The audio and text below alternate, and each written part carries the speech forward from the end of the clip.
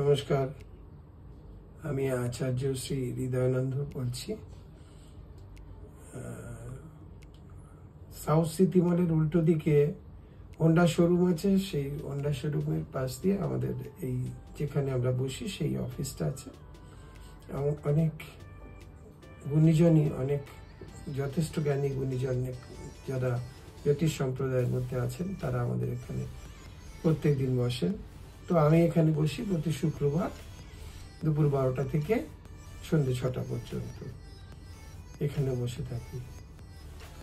তো আজকের দিনের বক্তব্য হচ্ছে, আমি একটা কথা চলতে ফিরতে রাস্তাঘাটে সবসময়, আমি অনেক দূর থেকে আসি, ট্রেনে বাসে নানানভাবে চলাফেরা করতে হয়, শুনতে পাই মঙ্গলের জন্য নাকি সবাই এখন খুব ভয় পাচ্ছে। মঙ্গলের জন্য ভয় পাওয়ার তো কিছু নেই। তার কারণ হচ্ছে মঙ্গল সারা জীবন যদি ভয়ের দিকে যায় তাহলে নিশ্চয়ই ভয়, আর ভয় যদি না থাকে তাহলে আদৌ ভয় নয়। কারণ মঙ্গল হচ্ছে আমাদের পায়ের একদম মাথার চুল থেকে পায়ের পাতা পর্যন্ত প্রত্যেকটি জায়গায় মঙ্গল বিরাজ করছেন। আজ আমি দাঁড়িয়ে আছি মঙ্গলের ক্ষমতায়, আমি দৌড়চ্ছি মঙ্গলের ক্ষমতায়, হাঁটছি মঙ্গলের ক্ষমতায়। তো মঙ্গলের ক্ষমতা প্রত্যেকটা জায়গাতে রয়েছে। এবার মানুষকে একটা জিনিস দেখতে হবে, তার মঙ্গলের অবস্থানটা কিরকম আছে, কেমন আছে। মঙ্গল যদি ভালো থাকে তার অবশ্যই ভালো থাকবে, সেখানে খারাপ হওয়ার কোন রকম সুযোগ নেই। আর খারাপ থাকলে সেটা আমরা তাদেরকে জানিয়ে দিই। 2-3 রকমের মঙ্গলের প্রতিকার করা হয়, যে প্রতিকারগুলো তাকে লিখে দেওয়া হয়, ঠিকভাবে সেই প্রতিকারগুলো করলে সেখান থেকে সে বিপদমুক্ত হতে পারে। যেমন আমরা অনেক জায়গায় দেখেছি মঙ্গল থেকে তার একটা খুব খারাপ সময় আসে। মঙ্গল যেমন অতিরিক্ত রক্তপাত, অ্যাক্সিডেন্ট, এই যে ঘটনাগুলো ঘটে সব কটা মঙ্গলের জন্য ঘটে।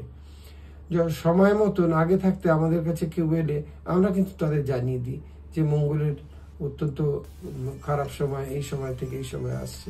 এটা আমরা লিখেও দিই তাদেরকে। এর প্রতিকারটা অবশ্যই করে নিন। আর প্রতিকার হয়ে যাওয়ার অন্তত 3 থেকে 3.5 মাস বাদে একটা গ্রহ পূর্ণাঙ্গ রূপে কাজ করতে শুরু করে, একটা স্টোন পূর্ণাঙ্গ রূপে কাজ করতে শুরু করে। তো আজকে স্টোনটা ধারণ করে কাল কি পরশুই আমি তার ভালো রেজাল্ট আশা করলাম, এটা যদি কেউ করে থাকেন তাহলে এটা ভুল করবেন। তিনি তার আগে থাকতেই বলে দিই 3 থেকে 3.5 মাস তাকে সময় দিতে হবে। প্রতিদিন সে একটু একটু করে শরীরের সঙ্গে ম্যাচ করতে শুরু করবেন। এটা হচ্ছে মঙ্গলের ব্যাপার। আর মঙ্গল আমাদের আরেকটা দিক আছে, সেটা হচ্ছে বিবাহের দিক।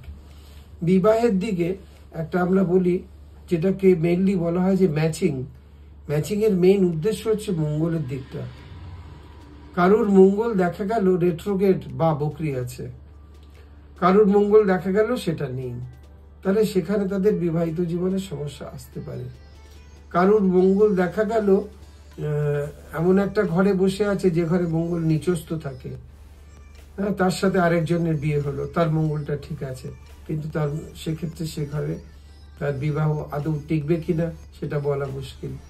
কোনো ঘরে মঙ্গল 100% থাকে, দুটো ঘরে মঙ্গল 100% মাঙ্গলিক থাকে, সেই দুটো ঘরে মঙ্গল যদি বসে থাকে তাহলে বিবাহে ডিভোর্সের সম্ভাবনা খুব বেশি থাকে। আমরা বলে দিই জটক বিচার করে তবে সেখানে বিবাহর ব্যবস্থা করবেন, অন্যথায় অনেকগুলো টাকা পয়সা নষ্ট হবে, কিন্তু যে যার ঘরে আবার তাকে ফিরে আসতে হবে। তো মঙ্গলের কারকতা হচ্ছে এরকম, মঙ্গল ছাড়া চলবে না। প্রত্যেকটি আপনি অ্যাডমিনিস্ট্রেশন ডিপার্টমেন্টের এমন কোনো জায়গা নেই যেখানে মঙ্গলের হাত নেই। ল অ্যান্ড অর্ডার বলুন, মঙ্গল। যেখানে যত রকমের আইন কানুনের ব্যবস্থা আছে সেখানে মঙ্গল ছাড়া তার কোনো রাস্তা নেই। সেখানে মঙ্গলকে স্ট্রং থাকতেই হবে, আদারওয়াইজ সেই জায়গাটা থাকতে পারবে না। পুলিশ ডিপার্টমেন্ট বলুন, তারপরে আর্মি বলুন, নেভি বলুন, এয়ারফোর্স বলুন, যারা যারা বড় বড় জায়গায় আছে প্রত্যেকের মঙ্গলের প্রতিকার করা আছে, না হলে তারা সে জায়গায় পৌঁছতে পারে না। এরকম অনেক উদাহরণ দেখিয়ে দেব যে তারা দায়িত্ব নিতে সক্ষম, তাদের যথেষ্ট সেই যোগ্যতা আছে, তা সত্ত্বেও তারা সেই জায়গাতে পৌঁছতে পারেননি। তার কারণগুলো আমরা যদি ব্যক্তিগতভাবে আসেন ন্যারেশন করে বুঝিয়ে দেবো তাকে যে কেন তাদের এই অবস্থাটা হয়েছে। আর যাদের হয়েছে তাদের কেন হয়েছে।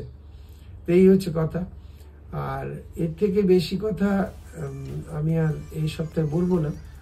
আগামী সপ্তাহে আবার আমাকে পাবেন শুক্রবার দিন, এই সময়তেই মোটামুটি পাবেন। আমি বুধকে নিয়ে একটু আলোচনা করব, কারণ আমাদের সমাজটা আজকে বড্ড বেশি ক্ষতিগ্রস্ত হয়ে গেছে, এবং এই ক্ষতিগ্রস্তের জন্য মঙ্গল তো একটা কারণ বটেই, কিন্তু বুধের অনেকটা কারণ আছে। কারণ মানুষের মনটাকেই পুরোপুরি নির্ধারণ করছে বুধ। এই গ্রহটাকে ঠিক করতে না পারলে মানুষদের যে মানসিকতা ক্রমশ খারাপ হয়ে যাচ্ছে, তারা খারাপ দিকে চলে যাচ্ছে, ঠিক দিকে যাচ্ছে না। তাদের তো মনে হচ্ছে তারা ভালো দিকে যাচ্ছে, তাদের তো বাচ্চা বয়স, যৌবনকাল, তাদের যেটাই বলা হবে সেটাই বলা হবে তাদের কাছে ঠিক, কিন্তু আলটিমেট তারাও একদিন ভুল বুঝতে পারবে, কিন্তু সেদিন তারা তো পিছিয়ে এসে সেই দিনটাকে ঠিক করতে পারবে না। এই বুধের কথাগুলো আমি আগামী সপ্তাহে এই বিষয়ে আলোচনা করব। আজকে এই পর্যন্তই থাক। নমস্কার, সবাই ভালো থাকুন, সুস্থ থাকুন। ঈশ্বরের কাছে প্রার্থনা আপনারা সবাই ভালো থাকুন।